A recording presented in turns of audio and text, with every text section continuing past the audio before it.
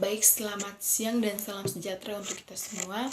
Perkenalkan, nama saya Maria Alfiana Mus. Saya dari Prodi Pendidikan Pancasila dan Kewarganegaraan, Fakultas Ilmu Pendidikan. Jadi pada kesempatan ini saya akan menjelaskan mengenai materi pemikiran kewarganegaraan periode modern sensus dalam mata kuliah Sejarah Pemikiran Kewarganegaraan. Jadi langsung saja di sini saya akan membahas mengenai pertamanya itu transisi. Seorang sosiolog atau seorang pemikiran pendapat pandangan beberapa para ahli, yaitu John Stuart Mill dalam karyanya On Liberty tahun 1859, percaya bahwa tidak boleh adanya perbedaan antara laki-laki dan perempuan, dan keduanya mampu menjadi warga negara. Dia menginginkan tidak adanya pemisahan atau perbedaan antara pria dan laki-laki, karena menurutnya pria dan laki-laki itu memiliki kepribadian atau memiliki hal yang sama, hanya berbeda dalam sisi atau segi biologisnya. Kemudian muncul juga sosiolog Inggris Thomas Humphrey Mars mengemukakan bahwa perubahan pola kewarganegaraan adalah sebagai berikut. Yang pertama itu mengenai hubungan sipil dalam arti memiliki persamaan di depan hukum, diikuti oleh politik kewarganegaraan dalam arti memiliki kekuasaan untuk memilih, dan kemudian kewarganegaraan sosial dalam arti negara mendukung individu-individu di sepanjang garis negara kesejahteraan. Sehingga Mars berpendapat di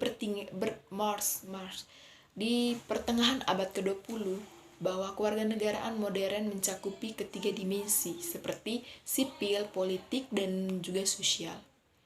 Dia banyak menulis bahwa kewarganegaraan membutuhkan rasa komunitas yang vital dalam arti rasa kesetiaan pada peradaban bersama. Dia menginginkan bagaimana setiap orang patuh atau setia dalam peradaban. Adapun juga muncul seorang pemikir seperti Mark Stanley Baird melihat kewarganegaraan muncul dari perjuangan kelas yang terkait dengan prinsip nasionalisme.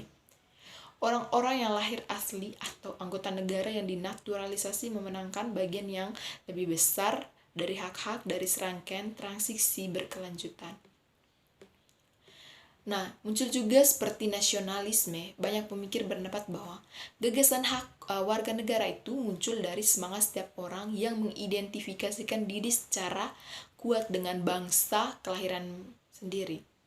Jadi di sini masyarakat memiliki hak bagaimana dia bisa mengidentifikasikan dirinya dalam sebuah negara.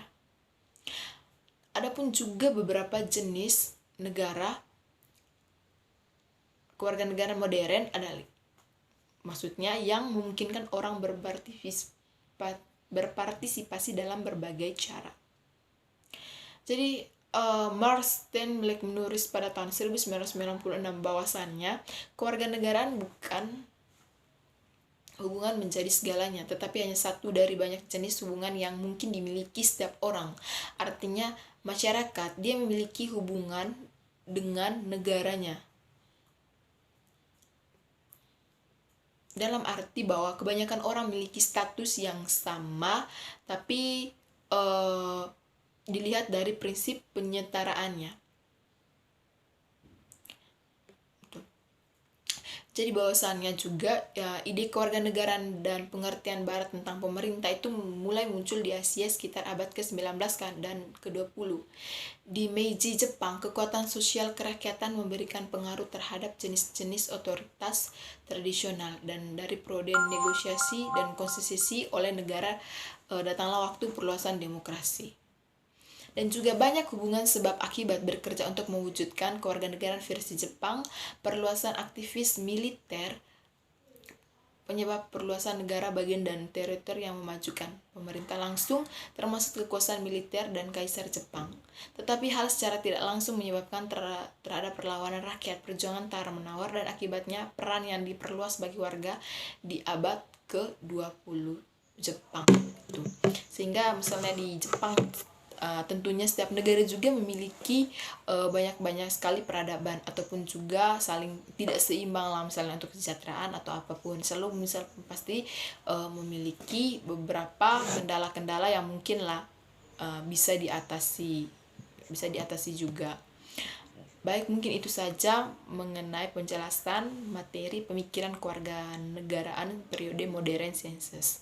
Jadi untuk mengakhiri ini saya meminta maaf sebesar-besarnya apabila dalam penyampaian materi saya ada kata-kata yang tidak berkenan ataupun kalimat yang susah atau tidak memiliki misalnya sambungan atau hubungan dengan kalimat yang lainnya.